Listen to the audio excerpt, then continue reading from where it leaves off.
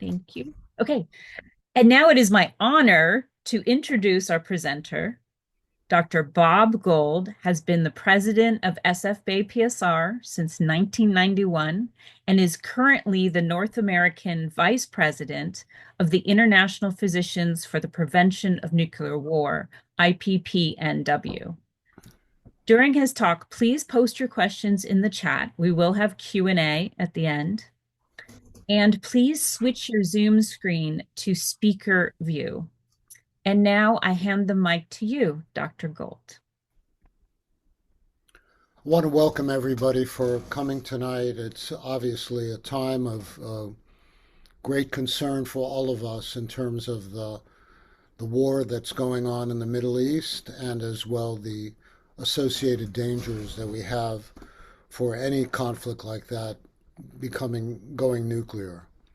So to start my presentation, I first want to acknowledge that the San Francisco Bay Area chapter, Physicians for Social Responsibility, is located on the unceded ancestral homeland of the Ramaytush, Ohlone, Miwok, Yakuts, and Patwin peoples, who are the original inhabitants of the San Francisco Peninsula.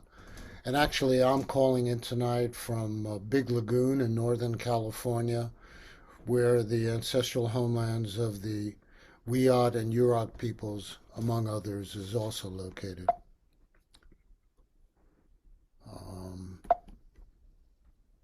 Having a problem advancing the slides again, I'm sorry. Okay. I have a number of learning objectives for tonight's talk. I want to convey an understanding of the legacy of global public and environmental health impacts of nuclear weapons development, production, testing, and use, and to describe the historical contribution of physicians and other health professionals in articulating the health voice as a key component of global peace and disarmament movement. I want to identify current dangers to global public health posed by current nuclear weapons arsenals and plans for modernization, and to understand current national and global organizing efforts to rid the world of nuclear weapons and the challenges to their growth and success of these movements. And I'll contextualize with a lot of current events as well. To just briefly encapsulate the mission of PSR, our entire organization, guided by the values and expertise of medicine and public health, we at PSR work to protect human life from the gravest threats to health and survival. Our two major existential issues that we deal with will be covered tonight. Many of our members, including myself, do a lot of work on the issues of global warming and the threats that represents to planetary survival. Since the early 1960s, 1961, 65 years ago, we were founded with the central concern about the threats posed by nuclear weapons. For this work, PSR shared with the International Physicians for the Prevention of Nuclear War in the 1985 Nobel Peace Prize that was awarded for our efforts at another time of great danger to de-escalate the arms race with then Soviet Union. On the right side are some people that I've had such a privilege to know in my own life at the time of the awarding of the Nobel Peace Prize in Oslo. Jack Geiger on the left, Vic Seidel in the center, Sid Alexander on the right. These people had enormous influence on my own life and showed a breadth of concerns for public health. Jack Geiger on the left was one of the founders of the Freedom Clinics in Mississippi during the Civil Rights Movement, very famously wrote on a prescription pad food in terms of illustrating what the needs of people were. And Vic was my lifelong mentor, both from medical school through working with him in the Peace Caucus of the American Public Health Association, which he was a president of as well. So here we are today in a time reminiscent of times in the past. PSR has always tried to contextualize our work for nuclear abolition in terms of the threats that raise the chances for them being used. And a weird deja vu, of course, we're faced with a situation similar to that at the beginning of this century when President Bush at the time, accompanied by mission accomplished type of slogans on the left side, started the war in Iraq, which we opposed at the time, saying no to preemptive war based on our concerns that conflicts like this could lead to a rise of the type of tensions that could lead to nuclear conflict. Later in the same administration, when we were very concerned about then threat of a war in Iran, we also organized against having a war of the sort that we're seeing now unfold, with some of these materials illustrative of our concerns and connecting these issues with our organization's longstanding opposition to the dangers posed by nuclear weapons. Sorry that I'm just having some problems advancing the slides. I hope that'll. So we consider the current war in Iran, as the New York Times opined a number of days ago, extremely reckless in terms of where it's plunging the world into this type of warfare. And as a result, International Physicians for the Prevention of Nuclear War, National PSR, our own chapter, joined many organizations in condemning these strikes against Iran and have called for return to negotiations as the only way to resolve this from going completely and unwinding. And we're already seeing in the last few days that despite the assurances that this could be a quick and dirty type of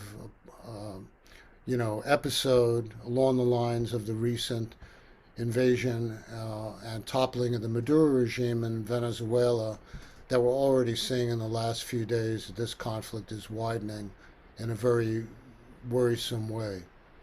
As the New York Times opined just last month, that Trump, in his confrontational policies, risks igniting a nuclear wildfire, and that's central of our concerns, that as the New York Times also warned us a number of years ago, that the world could still be destroyed in a flash, and I'll try to demonstrate some of those dangers in the rest of the talk today. A lot of these dangers were very graphically illustrated in the phenomenal book Nuclear War Scenario by Annie Jacobson, which I would really recommend as illustrating the types of scenarios that at a moment can plunge us into darkness for our civilization. And I would also refer people to the recent movie House of Dynamite, which could be accessed on Netflix, that was released last fall, that illustrates those dangers very graphically as well. Of course, much of our knowledge and our concerns about nuclear war stem from the experience that we remember from the times of the twin detonations in Japan that ended World War II. Over approximately 210,000 predominantly innocent civilians perished in the detonations over Hiroshima and then in Nagasaki. It's the experience of that we remember when we've gone on our various bombing runs through the years. This is an illustration of one of the graphics that accompanied our talks decades ago, what the effects of a 20 megaton detonation would represent in terms of the enormous destruction that we saw in Hiroshima and Nagasaki, that as you extend from the epicenter of the bomb, the phenomenal loss of life and related injuries stemming from blast and heat and fires, storms from the nuclear weapons that vary depending on the distance from the epicenter. And of course, what we've learned since that time about the threats of radiation release as well, with the consequences for the victims of such exposure that range from cancer that could be long-term effects, acute death from radiation illness, developmental problems, genetic defects, etc., that have plagued millions of people who've been exposed to nuclear testing, etc. Despite these dangers, much of our focus in decades past was on what would be the impact of an exchange that could cause during the Cold War a Soviet attack on us. This is representative of a different approach towards our approach towards abolishing nuclear weapons is relying on civil defense. I, like many people, and I expect many who are on the call tonight, went through the various duck and cover drills that were meant to psychologically condition us to the possibility of nuclear conflict, and as opposed to other threats that have been well documented, for example, by Eric Schlosser in his book and the subsequent film Command and Control about nuclear weapons and the illusion of safety, which demonstrated the numerous times that we almost blew up the planet due to miscalculation or accidental detonation of nuclear weapons. Here's one illustration from 1962, where 1961, excuse me, when a nuclear bomb was nearly detonated over North Carolina. The bomb dropped. 3 out of 4 fail-safe mechanisms to curb the bomb from going off failed. One remained that kept North Carolina from being destroyed, and with greater damage from such a blast. It was because of issues like this that during the late 1950s and 1960s that millions of people around the world were mobilized to confront the bomb, as Lawrence Whitner has chronicled in his excellent series of studies about the formation of the anti-nuclear movement. For example, Campaign for Nuclear Disarmament was a major organization that was involved with anti-nuclear efforts in Great Britain that paralleled others, Women's Strike for Peace and others within the United States.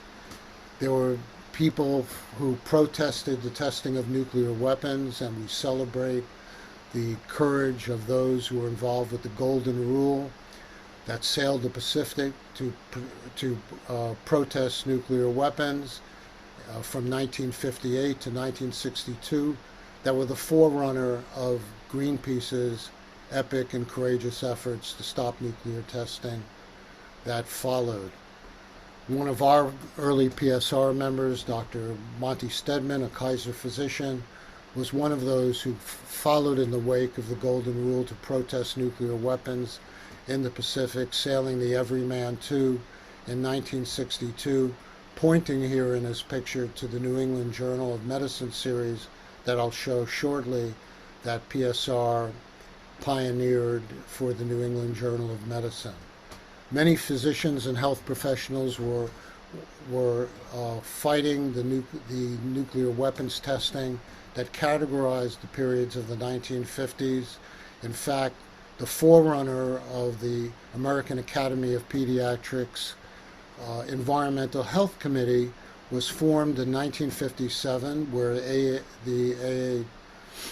AAP formed the Committee on Radiation Hazards and Epidemiology of Malformations to document what the effects of nuclear weapons testing were on genetic defects and other dread consequences of such testing. Many of our early PSR members were engaged in the work of Operation Tooth, which collected baby teeth to document the impacts of nuclear testing, the accumulation of strontium-90 and other radioactive elements to be able to educate the American people about what the impacts of testing were. And of course, we made our mark in 1962, a year after we were founded, by a series of very important articles in the New England Journal of Medicine, The Medical Consequences of Thermonuclear War, after quite a bit of struggle with the editorial staff of the New England Journal, that this was too political an area to go to.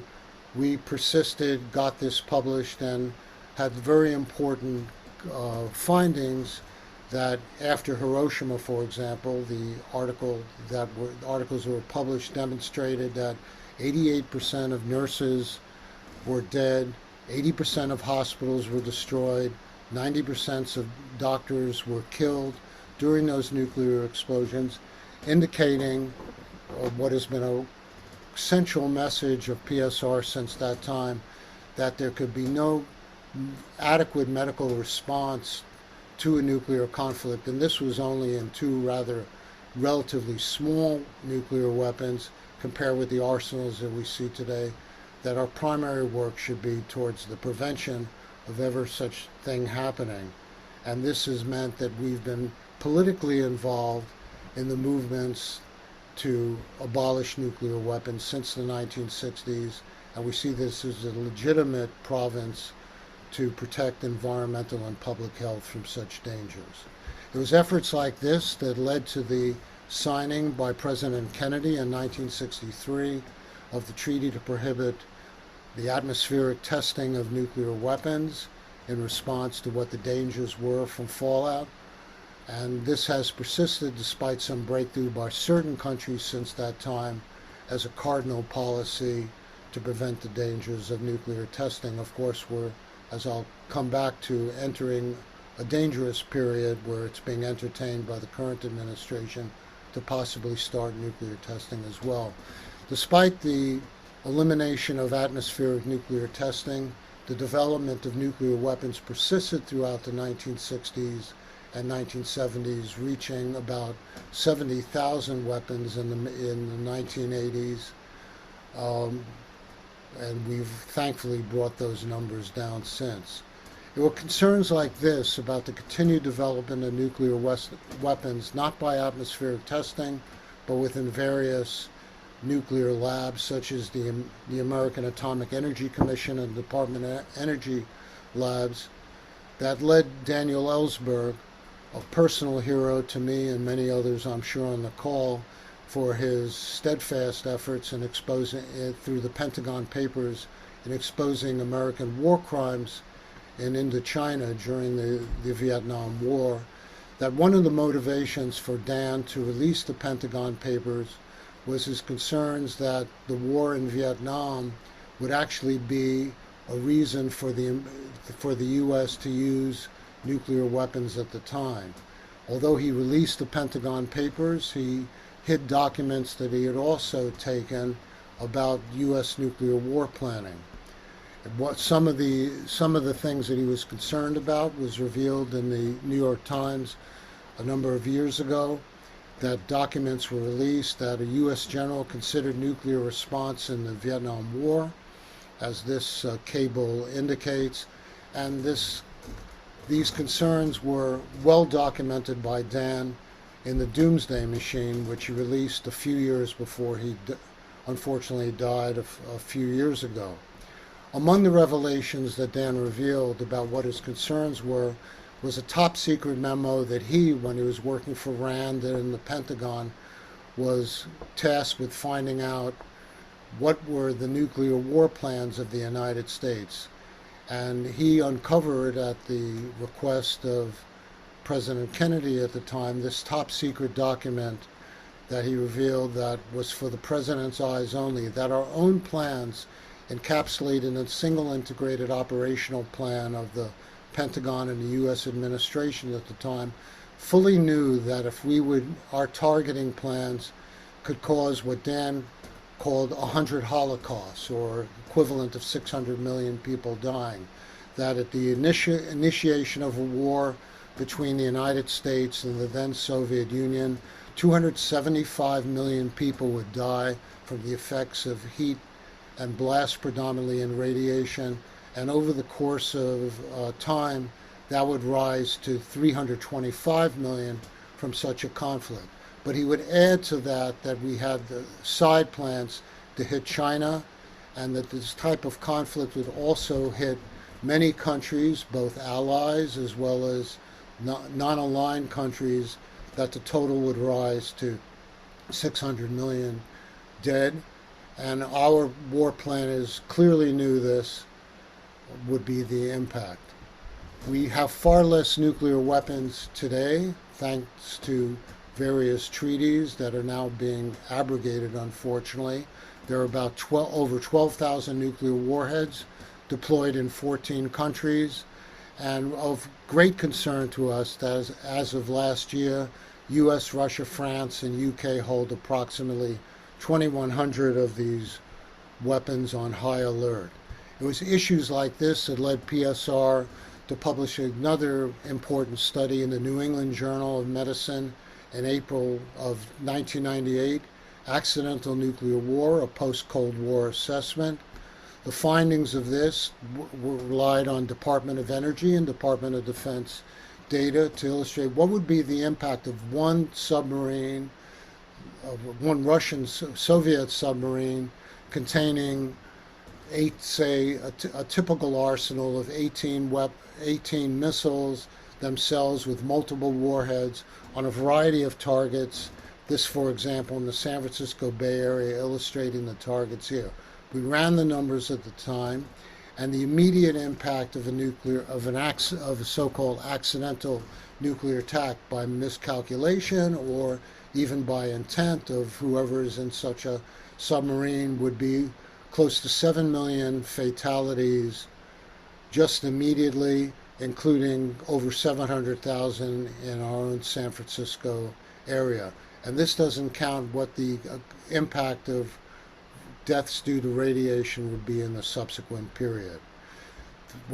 This was not simply a theoretical article. It was actually based on a very plausible scenario. In 1995, the U.S. and Norway launched a satellite from Norway to investigate the aurora borealis, and the Russian High Command came very close to thinking that it was an intended launch on Russia, and came within minutes of a retaliatory response. This illustrates the sort of dangers that we face today with our current president. In the case of President Yeltsin at the time, it's now known that he was heavily drinking at the time, and it illustrates and underscores the real dangers of having these weapons at alert status that could be fired at a point where 15 minutes to a half hour later they could take out the entire planet, as illustrated in a number of scenarios. And if we think that we could surmount this from substituting AI for human decision making and the associated potential for human error, a study that was published last week reflected on what would be the consequences of AI being used to decide whether to fire a nuclear attack on similar sort of ambiguous signals. And what was really astounding that AI at this point opted to use nuclear weapons 95% of the time during war games, illustrating the intense dangers of many of developments to substitute AI for current inadequate controls over nuclear weapons targeting. While we face these dangers, we've faced the dangers of nuclear weapons development in terms of the incredible consequences on populations here and abroad. As Bernard Lown, prominent cardiologist in Boston and also a founder of PSR and IPPNW, said at our annual meeting and annual IPPNW conference in 1988 in Montreal, while no nuclear weapons have been detonated in war since Hiroshima and Nagasaki, a kind of secret, low-intensity radioactive warfare has been waged against unsuspecting populations. And I'll go through some of the experience we have. It all started, of course, with a detonation in the New Mexico desert in the Trinity explosion, which led to the development of the first atomic weapons. We more recently, at the time of the release of the movie Oppenheimer, found that the Trinity's test fallout was far more extensive than previously known, reaching 46 states, Canada, and Mexico at much higher levels of radiation than previously known. This map from the same time of this article illustrates the widespread dispersal of radioactive material throughout the continental United States. All of this stuff was unfortunately kept from the American people as well as other people around the world who were exposed to these nuclear testing, as revealed by Fred Kaplan a number of years ago at the time of Oppenheimer, about how um, Leslie Groves lied about radiation poisoning from this nuclear testing as well as the detonations in Hiroshima and Nagasaki. And a lot of these revelations recently were exposed by Greg Mitchell in his great movie that can be viewed on PBS networks and through the American Experience series. This had significant impacts on the populations in New Mexico and, of course, any other places I'll explore that this type of radiation dispersal impacted. As Tino Cordova, who we were honored to be the keynote speaker at National PSR's gala a number of years ago, and our own about 2 years ago, and who is the co-founder of the Tularosa Basin Downwinders Consortium, a group in New Mexico, in an op-ed said, Oppenheimer doesn't tell you all about the Trinity test and what the impact was on people who the impacts of such radiation exposure would impact. Many of these people have suffered from cancers and other dread diseases attributable to radiation, cataloging in their own research from their families and neighbors who have suffered from such exposures.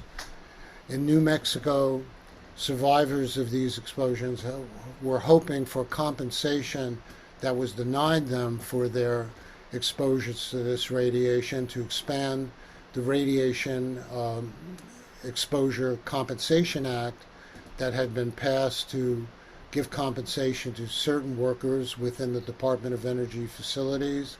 And the Senate a number of years ago voted to expand radiation exposure compensation to the victims in New Mexico and many other sites where explosions were detonated. Unfortunately, Speaker Mike Johnson kept this from progressing within the House, despite the fact that we had enormous outpouring of downwinders in New Mexico and other places, and we supported the expansion going up through September of 2024. Still, it would not advance until more recently, finally, compensation was passed as part of the quote-unquote big beautiful budget bill that was passed in the House earlier last year. Unfortunately, despite the fact that some people get temporary relief and some expansion in their compensation, large populations who are exposed to nuclear testing remain uncompensated. And as this was added to a condition to pass the budget bill, many of the people who get this limited compensation, of course, are denied other health care in terms of the cuts to Medicaid and Medicare that are threatened through this very same budget bill, making it a very mixed victory for people who've been so exposed. There have been many other victims of the period of nuclear testing that took place. For example, here you could see a mushroom cloud being detonated from the nuclear test site at the Nevada test site north of Las Vegas. Testing of nuclear weapons in the Nevada test site, as well as releases at the Hanford site as well, led to increased radiation. For example, the impacts of iodine 131, a radioactive element of iodine, was deposited throughout the United States, fell to the ground, got into the grass, cows ate the grass, milk was produced and shipped all over the United States. So even people who weren't in the immediate vicinity of nuclear tests or the releases in Washington were exposed to radioactive iodine, which, according to the National Cancer Institute a number of decades ago, led to the uh, anywhere from 11,300 to 212,000 excess cases of thyroid cancer. And if you add all the other radioactive elements released by nuclear testing, it was estimated about 20 years ago there would be anywhere from 70,000 to 800,000 either early diagnosis of cancer or deaths from cancer by that time. You would double those estimates if you included the then Soviet nuclear testing program as well. It was because of such dangers, as well as the activities and contamination associated with various nuclear weapons development sites and the Atomic Energy Commission and Department of Energy sites, had led PSR to develop a physicians task force on the health risk of nuclear weapons production in the early 1990s called Dead Reckoning, which examined the faulty epidemiologic research of the Department of Energy. Mentioned Jack Geiger and many other co-authors of this seminal report, including our own Jan Kirsch of our own chapter, who was involved with the release of this landmark report. Follow-up studies by people like Dr. Arjun Makajani of the Institute for Energy and Environmental Research explored further problems with the exposure of the over 600,000 workers at nuclear weapon sites and the whole death cycle of nuclear weapons production, ranging from people like the Navajo miners who mined uranium through the workers I mentioned, the over 600,000 workers, many of whom were poorly monitored for their radiation exposures at their places of work, and who never, as a result, had a smoking gun for the cancers, the immune disorders, the other chronic diseases that they suffered from their work. Many denied compensation until many years after many had perished from these diseases. We have left enormous toxic and radiologic disasters, such as the Hanford facility, which produced plutonium for the bomb that was detonated over Nagasaki. Over 177 gallons, or barrels, I should say more than gallons, but barrels of radioactive waste containing 56 million gallons of radioactive waste remain on the Hanford Reservation. About 60 as of a decade ago were leaking, moving in a plume towards contaminating the Columbia River, many of which can't be examined at the cost of tens of billions of dollars that have been given to defense contractors to categorize this waste. It remains very difficult to do, still at a risk of explosion from the accumulation of hydrogen gas in such containers, still leaking, providing a waste that, again, has not been solved to this date.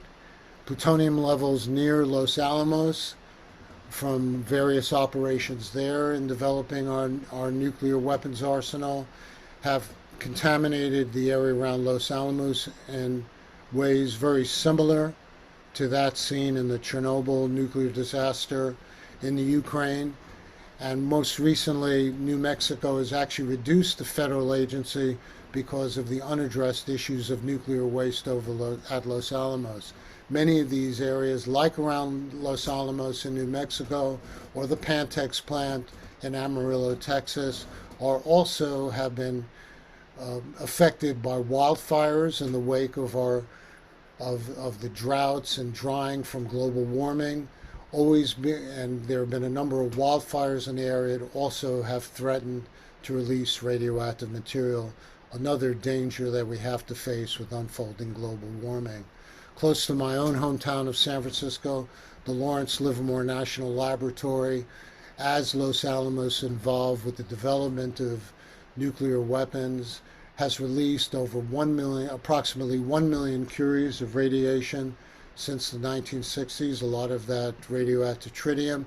And like many of the nuclear weapon sites, are Superfund sites, not only for the radioactive hazardous material, but other hazardous chemicals that are involved in the development and testing of new nuclear weapons design. The National Nuclear Security Administration, unfortunately, has canceled public engagement for hearings that were scheduled to be able to allow public input into plans for increased plutonium use at Lawrence Livermore as well as Los Alamos to provide the basis for developing and modernizing our nuclear weapons arsenals, illustrating the problems, particularly with this administration, in curbing public input and to being able to stop this type of very dangerous activity.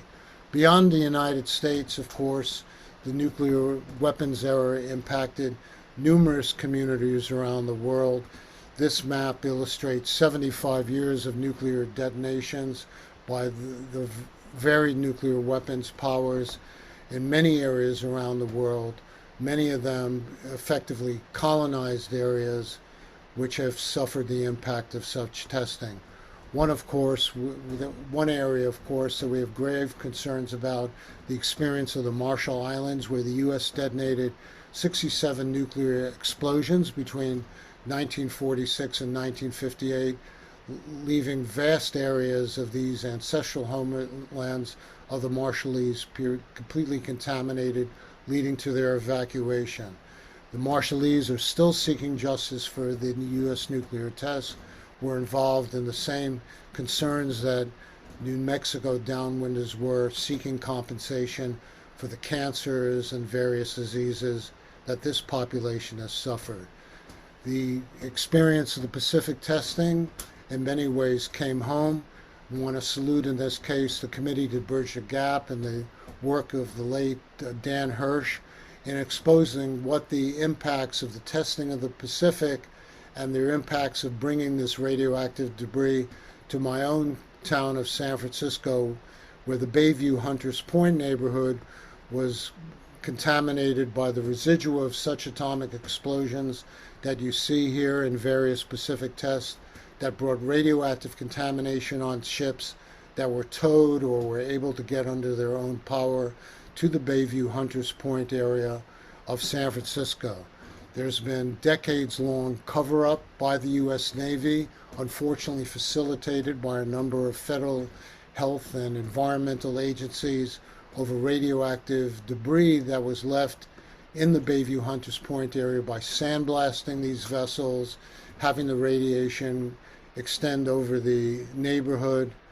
There are plans for developing housing over this area that's been poorly categorized and studied for the residua of such operations. And of course, in an era of rising sea levels and atmospheric storms, much of this uncategorized radioactive debris can be mobilized and bedevil efforts to put in housing in the area, which has not been adequately examined for the true extent of contamination.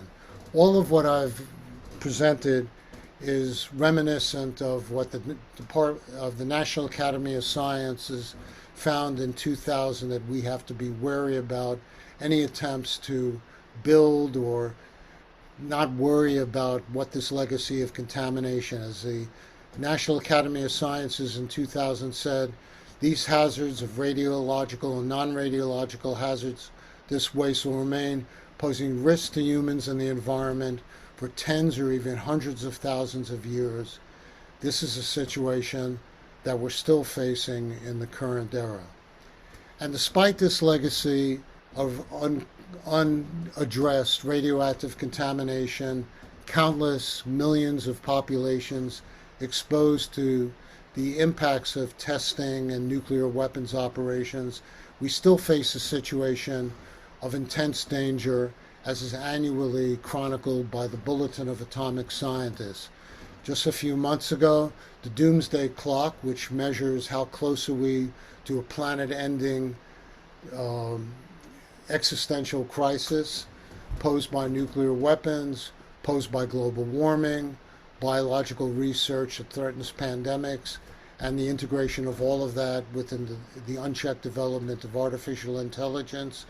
The bulletin doomsday clock was set to 85 seconds to midnight, closer than ever to catastrophe, illustrative of the situation we find ourselves in. And although we don't have the 70,000 odd weapons of the 1980s and have reduced the numbers, we could see that we still have significant numbers of nuclear warheads around the world, close to 90% of them held by the United States and Russia. But again, we could even see that the stockpiles around the world, and just to focus now on even the possibilities of war, nuclear wars taking place in South Asia with the stockpiles of Pakistan and India totaling over 300 weapons at the time of this map from last year. Dr. Chawla, one of my friends and colleagues from the Indian Doctors for Peace and Development, kindly shared this slide from one of his presentations at IPPNW about 2 decades ago, illustrating what the dangers of a conflict in South Asia could be, with over 10 to 20 million people dying from the actual impacts of a nuclear exchange in an area where India and Pakistan have come close to nuclear conflict over the years. But more than the impacts of the direct impacts of a nuclear conflict, we've increasingly been educated to what the impacts of nuclear winter caused by the exchange of such weapons could be, through the pioneering research of Drs. Robach and Brian Toon over the years. This article being from Scientific American about 15 years ago, that even a local nuclear war can lead to dread global impacts. In an earlier slide that PSR indicated, giving the model for this that builds on Carl Sagan's pioneering work of the late 1980s, just 100 Hiroshima-sized bombs, far smaller in their explosive potential than much of the current nuclear arsenals, could have regional and global health consequences. The burning, incineration of cities involved in such a conflict could lead to massive amounts of soot penetrating the atmosphere, blocking out sunlight, and modeling that's been improved over the last decades have shown that this could lead to intense crashes of corn, rice, and wheat production that could lead to massive malnutrition around the world that was estimated about over a decade ago could put 2 billion people at the risk of severe malnutrition. It's findings like this that have led to a massive global movement of health professionals and others, illustrated by work within the AMA, by many of our PSR and IPPNW leaders over needing to the humanitarian consequences of nuclear war. It led to the reaffirmation by the American Medical Association of previous position calling for the elimination of nuclear weapons, permeation of major medical and scientific journals, led great aid to global efforts pioneered by the International Campaign to Abolish Nuclear Weapons that led to the Treaty of the Prohibition of Nuclear Weapons that bypassed the impasse in the non-proliferation treaty conferences that are held every 5 years, which were supposed to lead the nuclear weapon states to reduce their nuclear arsenals, but have been blockaded over the years, providing an impasse to any real disarmament.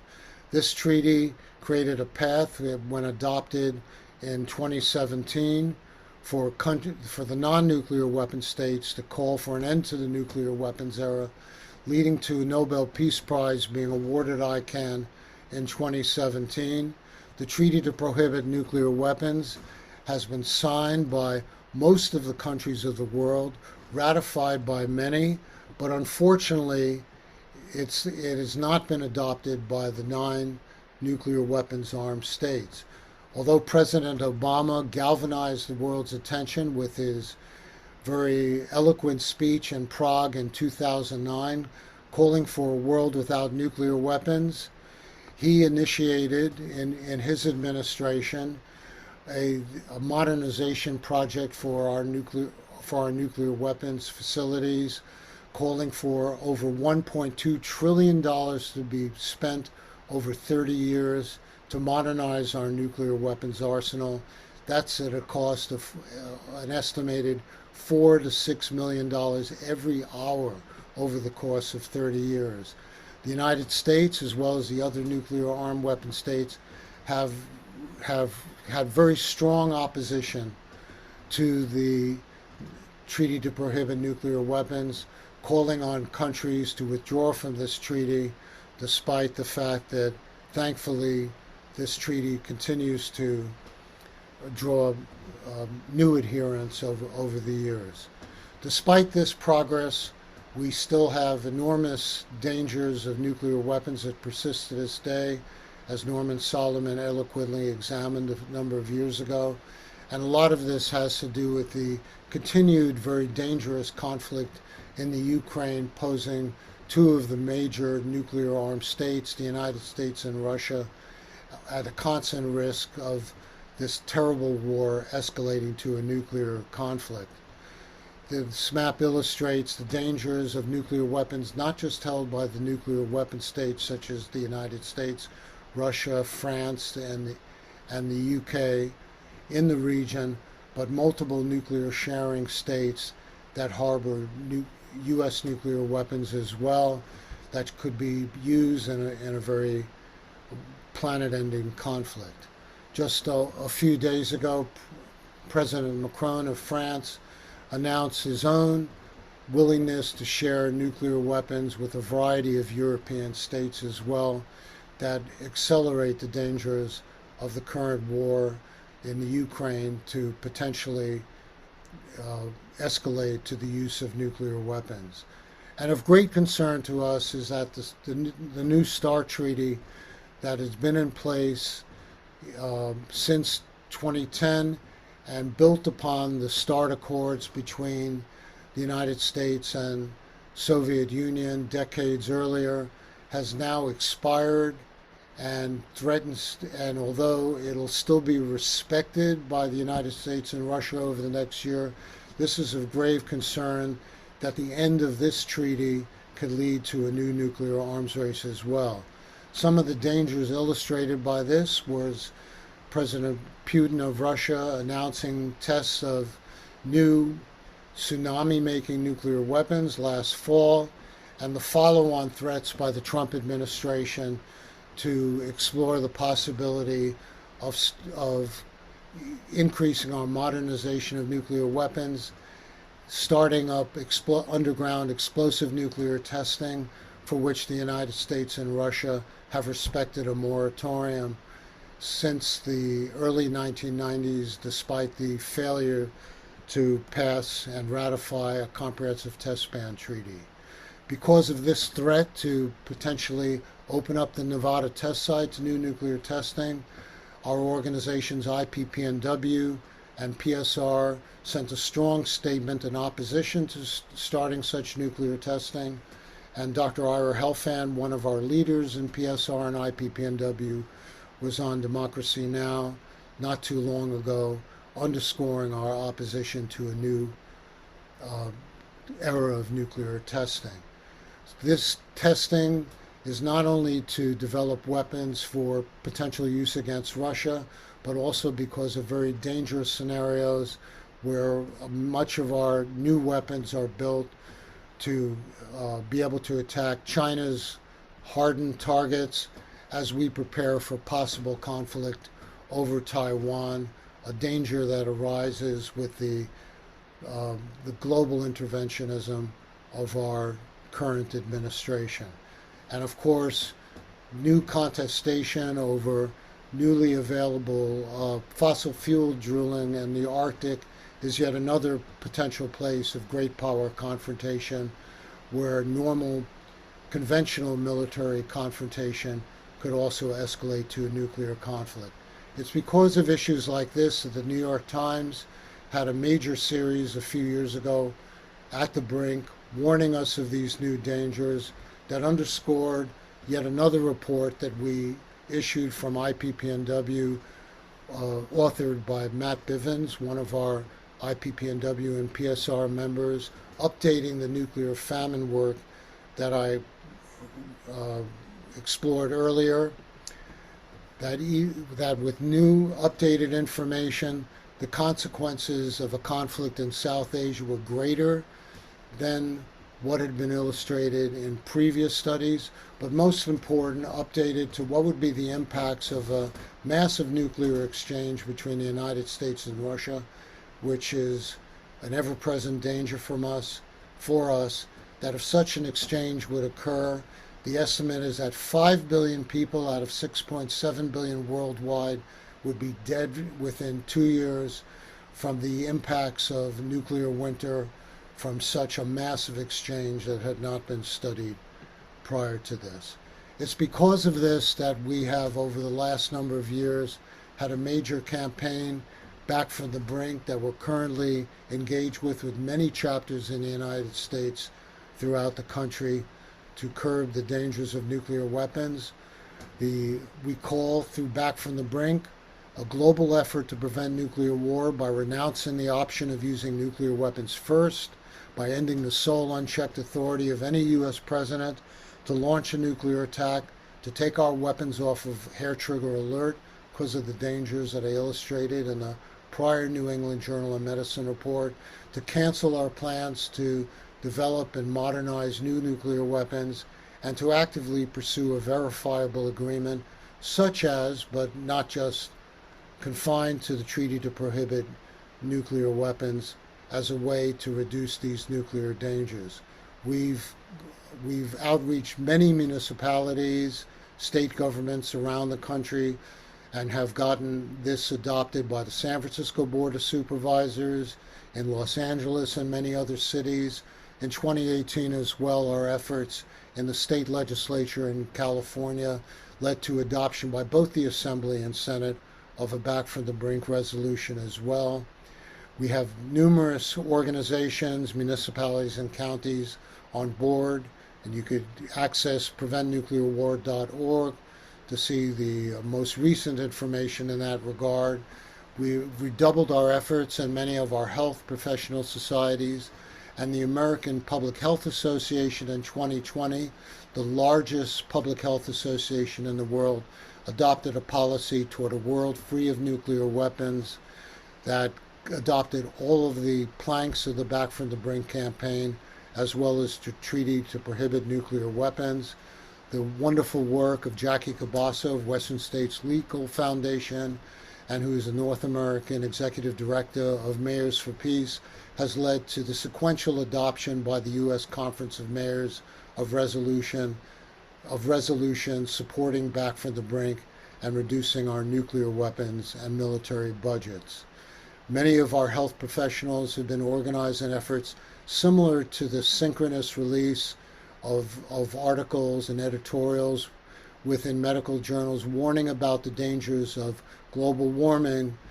This editorial, Reducing the Risk of Nuclear War, was published simultaneously in numerous medical journals to raise awareness among health professionals.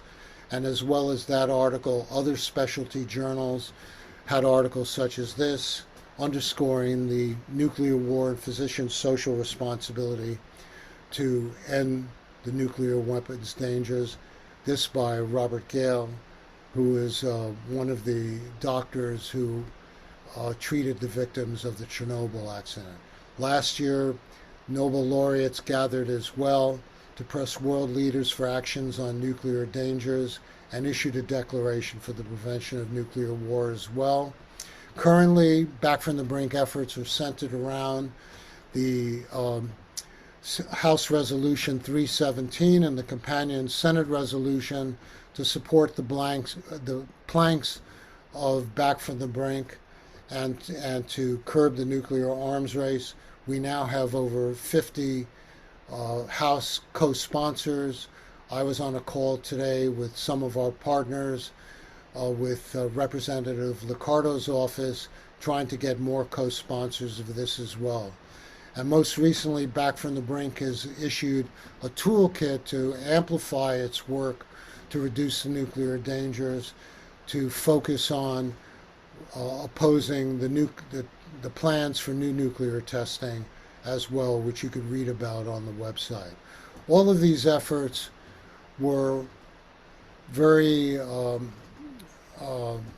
encapsulated in a momentous speech given by Dr. Joseph Rothblatt to a combined meeting in 2002 of PSR and IPPNW.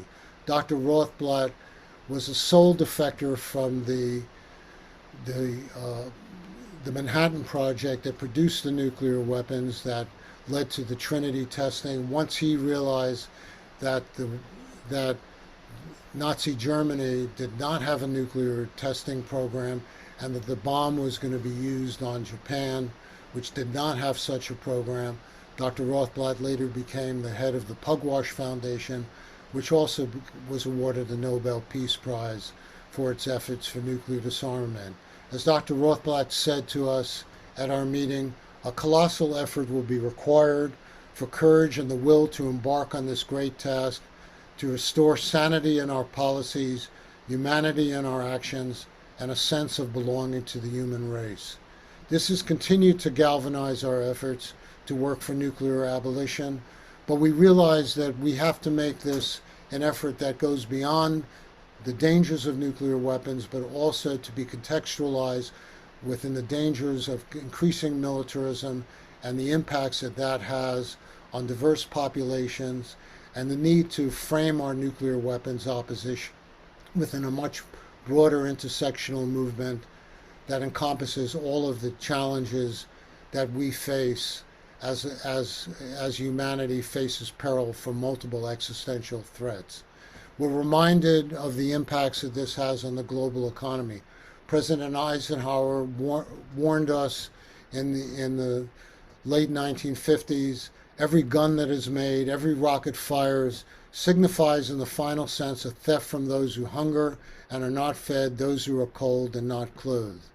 We have seen, particularly in the last 2 decades, the impacts of militarization across the planet and the intense dangers and squandering of resources on the various wars on terror, where over $21 trillion has been paid over 20 years, as illustrated by the Cost of Wars Project and this this report from the Institute for Policy Studies. This report that came out in Al Jazeera just a few days ago has illustrated how many countries have been bombed since the onset of the wars on terror, with this next map that came out in this report illustrating the profound damage that conventional warfare without the nuclear weapons has caused. Our budget priorities have been skewed towards militarization. This from last year documents that over $175 billion was paid for the war in Ukraine. To date, $22 billion for the war in Gaza. And already within few days of the onset of the current war in Iran that threatens to spread, or has already spread throughout the region, that this may have, according to a report in Forbes, already have cost over $1 billion through the deployment of systems, the shooting down of aircraft, etc. One of our PSR leaders, Dr. Bob Dodge, has also graphically illustrated through his wonderful work the impact of our nuclear weapons budgets on to taxpayers on his annual reports on the costs of nuclear weapons budgets, which just for the weapons alone were in 2024 were over $32 billion for nuclear warheads, actually double that, close to double that, if you include the weapon systems as well. Dr. Dodge found last year that the average cost of nuclear weapons development to every person in the U.S. was $324, bringing that to home to people and where their money is going. During the COVID epidemic, we utilized materials such as this to illustrate what the cost in this case for new nuclear warheads would be versus the sorts of things we needed to deal with the COVID epidemic. in terms of intensive care beds, ventilators, nurses, and doctors.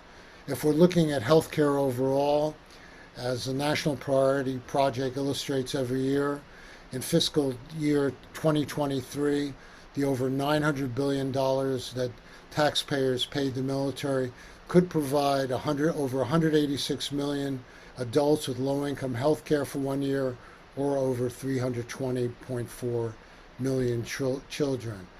And these terrible priorities for our resources also failed to deal with our rapidly expanding climate crisis that, according to various reports out of the Institute for Policy Studies, the U.S. spends 28 times as much on traditional quote-unquote military security than on climate security. A lot of these issues have been illustrated for decades by authors such as Michael Clare, well illustrating the historic relationship between warfare and the pursuit of fossil fuels, the very fuels that propel our ability to wage war, provide the petrodollars for the oil states to buy weapons, and continually to fuel more conflicts. This has been a cornerstone of U.S. foreign and military policy since the time we inherited the British Empire and embarked on our now 80 years of the exceptional American century that has been categorized by imperial projects around the world.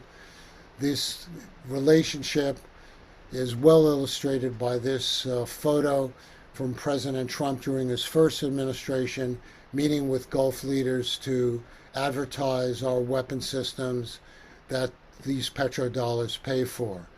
The wars in the Middle East for the quote-unquote wars on terror have already led to its own often unaccounted for release of greenhouse gases in pursuing these wars. And this has also been illustrated in the wars in the Ukraine in terms of how climate impacts show emissions greater than those generated by 175 countries in a year. And similarly, the war in Gaza has released significant climate emissions as well. We worry about the continuation of these wars for oil and the current toppling of the Venezuelan regime, where Trump was rather unequivocal in his announcement that he long wanted to take the oil in Venezuela, and currently illustrated the impacts of such wars for oil in the current war in Iran. This very revealing article illustrates that a lot of the problems that we're facing in the United States in terms of opening up all of our lands for further oil exploration, trashing the ability that we had under the Inflation Reduction Act to use new sustainable technologies, is actually the so-called energy dominance that the United States is seeking actually is being done to propel our ability to wage war around the world and increase our export of power around the world. It's unfortunate in this regard that the New York Times, which has generally been so good on dealing with the dangers of our nuclear policies, about over a month ago had touted the American return to military dominance before the current war in Iran unfolded, saying and having a number of articles saying that the U.S. needed to reinvent itself, we needed a strong America, and unfortunately played into the current administration's desire to have the most dangerous military posture around the rest of the world, as President Trump announced, only restrained by his own morality, which has been shown in the current opening up of an epoch of new warfare. We're reminded of this, of Martin Luther King's famous words that he illustrated when he came out against the Vietnam War, broadening the scope of what his leadership in the civil rights movement meant, that a nation that continues year after year to spend more money on military defense than on programs of social uplift is approaching spiritual death. This is something that we need to take to heart as we organize against this new era of warfare and the destruction to our societies posed by continued fossil fuels and warfare. This underscores the movements that we have to restore democracy in our country, to be able to have popular power rise up against this new domain of intense danger to us, both in the conventional military and nuclear forces. We show up, we protest around our country, as we have as health professionals in the San Francisco Bay Area as well. I think that's the challenge that we have and where we need to go. And I just want to thank you for taking the time. Sorry I went over my original time, but we hope that you'll join us in our efforts to take back our country and stop this headlong march towards planetary destruction. Thank you for your time. I've illustrated some references to take home and welcome any questions and comments. Thank you so much, Bob. If you could stop sharing your screen, it would be really, I think it would be nice to have a moment for all of us to see each other in our community. Okay, I just done Thank that. you. There we are. So everyone, if you go to the top right of your screen and change to gallery, you'll be able to see everybody. Wonderful. And um, before we move into Q&A, I do want to take just a brief moment to raise a glass to Bob Gould. Dr. Bob Gould's 74th birthday is going to be on March 9th. And so we have all benefited from more than 30 years of inspiring leadership, and we are all so grateful. And so, yay. Thank you, Bob, for this wonderful talk. I've heard this talk several times, and every time I learn so much more. It's one of my favorite talks, and it's so foundational to all our work. So thank you, thank you. And now we can have some time for Q&A. Please put your questions in the chat, or we can go off mute, but please give us a moment to do that. You can raise your hand and then we'll take you off mute. We have a question from Taletha. Excuse me if I hope I said that correctly. Does PSR also advocate against nuclear energy? Do you have data to share on environmental exposure effects of proximity to nuclear energy that doesn't melt down? We did share in the chat a book that we recommend, that's Nuclear is Not the Solution. You can find this in the chat. Oops, yeah, there. But Dr. Gould, would you like to add more? Would you like to fill in more about that question? Yes, we've long been opposed to nuclear power, and it was one of the foundational issues that were organized when we had the resurgence of Physicians for Social Responsibility in the wake of the 3 Mile Island meltdown in 1979. As Julie indicated, we would highly recommend Professor Romana's book, Nuclear is Not the Answer. Professor Romana recently was one of the speakers in PSR's recent webinar series of 10 sessions on radiation health and nuclear weapons and power.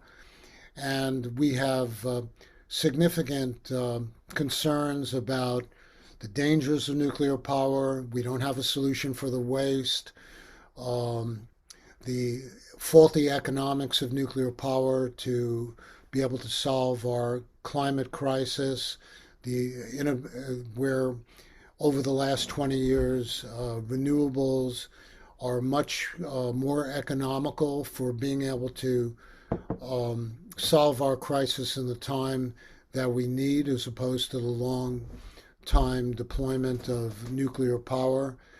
And of course, which connects with the issues of weapons that I tried to explore tonight, the development and proliferation of nuclear power plants around the world, which is a subset, for example, of the proposed Abraham Accords in the Mideast, which would spread nuclear power plants throughout the region is a goad towards the horizontal proliferation of nuclear weapons uh, production, which we worry about having even more countries having nuclear weapons when we should move in the other direction. So I would refer people to Dr. Romana's book and to the PSR's national website for information and recordings on our recent excellence series to underscore that. I'd be happy to talk to anybody here as a follow on to tonight's talk to talk more and share more materials that I have. I would also recommend the work of who I already mentioned earlier, Dr. Arjun Makajani, the Institute for Energy and Environmental Research, Dr. Gordon Thompson of the Canadian Coalition for Nuclear Responsibility, Romana's own department, and others who are far more expert than I in cataloging these issues as well as underscoring the faulty solution for global warming that this has been hyped for. Thank you. Does anybody else have a question? I'm looking for hands. Oh, I saw a hand. Hold on. Where did it go? Paul, let me unmute you. Go ahead, Paul. Go ahead. Hello, Bob. Thanks so much for this presentation. Two things. I wonder, first of all, how do you have any uh, success with young people about engaging young people in this issue? And if you could just outline sort of the efforts there. And also, I wonder, I'm thinking about there are a number of doctors in Congress, and I wonder if you target them particularly and what kind of response you get from them. Well, in terms of your last question, I haven't personally met with any physicians in Congress, so I don't know. Maybe Bob Dodge or others who've been involved in back from the Brink efforts could reply to that. So I honestly don't know. The only physician voice that I could cite recently would be Rand Paul. He hasn't come out in support of our efforts, although I would know that he voted for the War Powers resolution compared with the rest of the Republicans in the Senate just today in terms of the current expansion in the war in Iran. In terms of your other and more fundamental question, this remains a major challenge to us. And I think our efforts to be intersectional and to meet people where they are very important in terms of linking our work against nuclear weapons with, very viable campus movements against the war in Gaza. Uh, Up until this point, Black Lives Matter and issues of environmental justice, the very deeper movement against global warming that we see on campuses. I think we have to make common cause, and I tried, perhaps not as successfully as I want, to illustrate some of these points of interconnection. We unfortunately, this still remains a gap for us. I mean, in our own work at UCSF, I and colleagues have tried to, tap into the great awareness of younger people and medical students, particularly about global warming, connect their concerns about environmental and social justice issues, and be able to connect that with nuclear weapons. I see that Ami Laws is on the call as well, and she's had a series for Stanford students, physicians, and social responsibility over the last decade, which includes a lot of the environmental health issues which we all work on, and similarly has very graciously allowed me to bring nuclear weapons issues to the fore for those students as well. But we need to do much more and be there with younger people. I think it's more than an issue of how do we message with social media and things like that. I think we need to make the connections like Bob Dodge has done. And what are the costs of the arms race? How does it affect our pocket? Where are we heading with all of these various existential threats that we have? We need much more intentional and thoughtful work in that regard, in my view. I hope that begins Yeah, to thank answer the you. That's great. question. If it makes you feel any better, when I look at most crowds, most everybody is a young person, so it's sort of encouraging. So, I also want to add we're fortunate to have we have a new next generation environmental health committee that we have about 30 new members and about 5 of them are here tonight. So thank you to our next gen members who came tonight to listen. Um, Julie, thanks for raising that. Actually, it meant that, but I forgot to in my answer to Paul.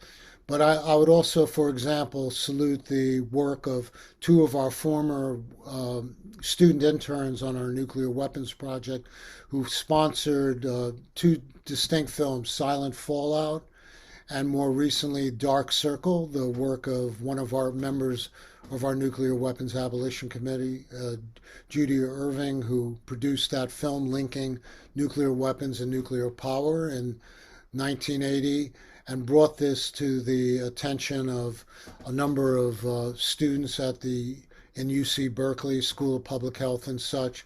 So those are some of the attempts that we've had, and thanks to our student interns for bringing those connections to younger people in that way. We also have, as another piece, one of the projects that's connected with the Back from the Brink movement is Students for Nuclear Disarmament, which is a number of our students in different campuses. Thankfully, uh, our own grandson in San Luis Obispo is also involved in that movement as well. As we hope that could, build the sort of movement from the grassroots and college campuses as a sign of hopefulness for making those connections. and our very own nuclear intern who's here tonight, Gia. Thank you, Gia, for helping tonight. She's at NYU in New York, so she's staying up late for us right now. So thank you. And I see Bob Dodge has his hand up. Oh, where'd Bob go? I lost him. Oh, there you Bob, are. you're muted. Sorry, hold on just a second. I have to find you on here. I had you, and then sorry. Bob's muted. I know I have to find him on the Oh, list. I'm oh, sorry. okay. Take me a moment. Sorry. Okay, there you go. You should be. There Hey, you go. Bob. Thank you.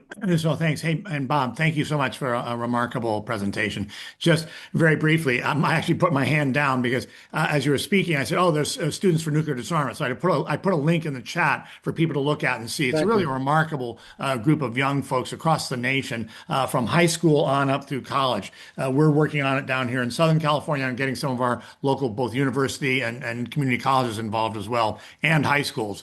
The other one was just, there was a comment earlier, and I put last week, Dr. Amana published a great piece in Counterpunch on the connection between nuclear power and nuclear weapons. And so I just linked that. It's a real short read, very informative, the 5 kind of intersections. So again, thanks so much. Great presentation.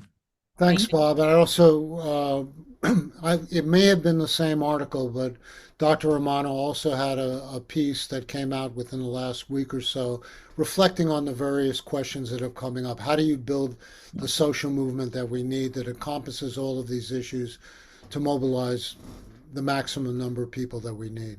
Thank you, Bob. there any more questions? I'm looking for hands.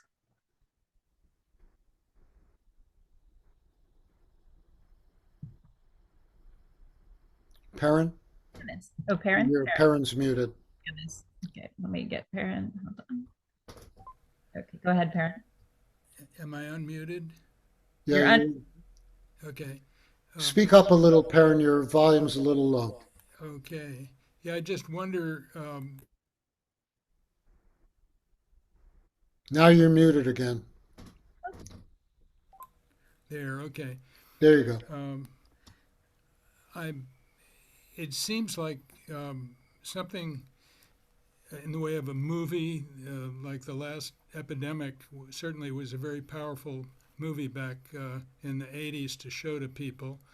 Then they had some Hollywood produced a couple of movies that I think had some major effect. But if you want to move the whole country, I mean, you have to do something like that. It seems to me there has to be some kind of statement that reaches a vast number of people in a way that affects them emotionally.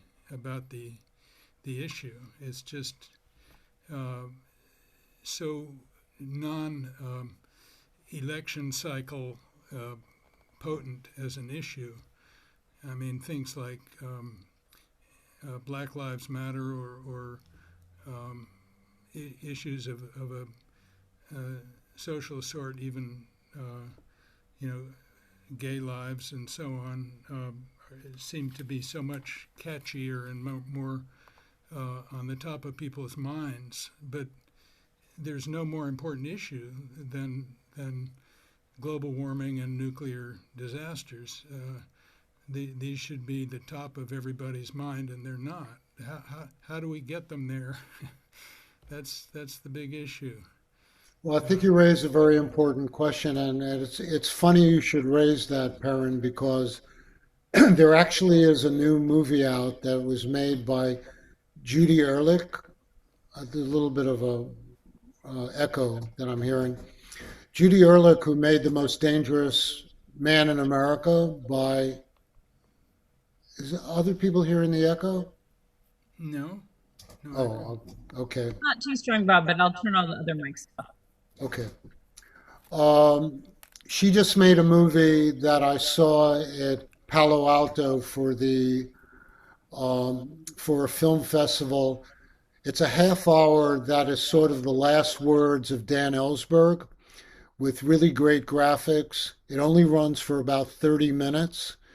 And I was just on a call with Judy and some other longstanding nuclear campaigners about, I'm sorry, I just don't remember the title of the movie, but we're indeed thinking of utilizing this because it's short, to the point, and galvanizes people about the dangers of nuclear weapons. So we were in conversation exactly about this. How can we have screenings of a short movie that will get the attention, particularly of younger people, and can move them to, link the nuclear weapons problems with their movement. So folks here, just be on the lookout that we're going to be planning screenings and the director Judy Ehrlich has kindly offered her movie for the movement to be able to build interest and excitement about this. It's an incredible movie. I was really blown away when I saw it at its premiere screening in October. It had been scheduled to be shown for a Justice Film Festival in New York, but it was canceled by the blizzard. So there'll be a rescreening in New York shortly. But I really think that compared with longer movies such like House of Dynamite that are much more cumbersome to get a house party and take the time to watch and discuss, this would really be an incredible tool to try to reach people. So again, thanks for reminding me, Perrin, that we actually have a tool that would be interesting that way. And Bob Dodge is just saying that Annie Jacobson's book that I mentioned early in the talk, that it's on track to become a movie as well. And that's an incredible update to the Doomsday Machine by Dan in terms of utilizing many documents that have not even been available at the time of Dan's book that really underscore the dangers that we face every moment. Thank you. And Jan Kirsch has a question. Um, yeah, I was just going to say, but I think you probably already seen it a couple of days ago, a new article about increased risk of malignancy near U.S. Nuclear power plants. That was just like, I think 3 days ago in Nature Reports. I put it in the chat. In terms of the radiation effects and health cause cancer risks yes, thank you for putting that in the chat. I I had to make a choice to cut down my sprawling talk as it was. So there are other nuclear power dangers that we need to be aware of. And of course, in the midst of the Ukraine war, there's major dangers of the Zaporizhia plant. I took that out of my talk in terms of warfare, right being in the vicinity of that major nuclear plant. And already the warfare has led to explosion that damaged the major dome that was put over the Chernobyl site that was supposed to keep it safe from radiation from the meltdown for 100 years. And now that's been penetrated by the warfare. That was at a cost of multiple billions of dollars. But it's illustrative of the dangers of nuclear power, even bringing more power plants into areas that are vulnerable to attack. Just think if the Middle East had more nuclear power plants in an area that we're seeing the type of warfare that's just beginning to show itself in Iran.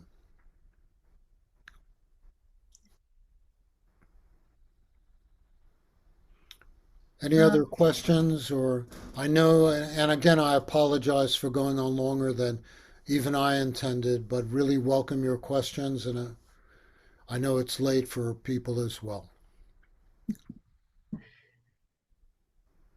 Julie? I don't see any more questions, just double checking.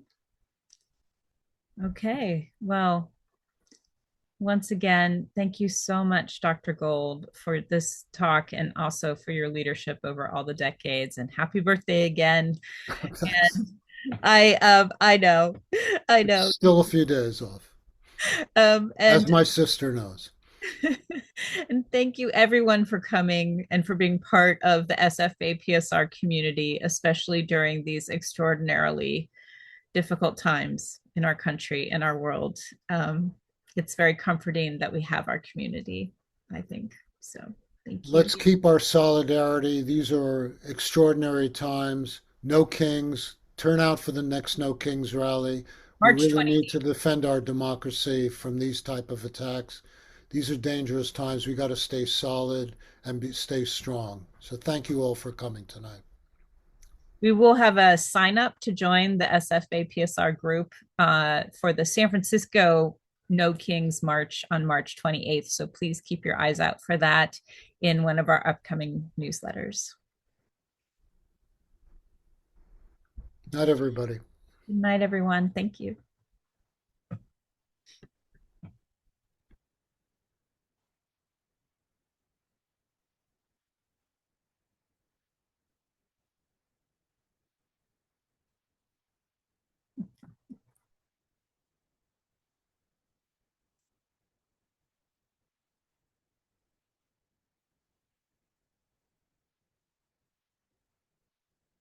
Good to see you, Karen. Good to see you, Mike.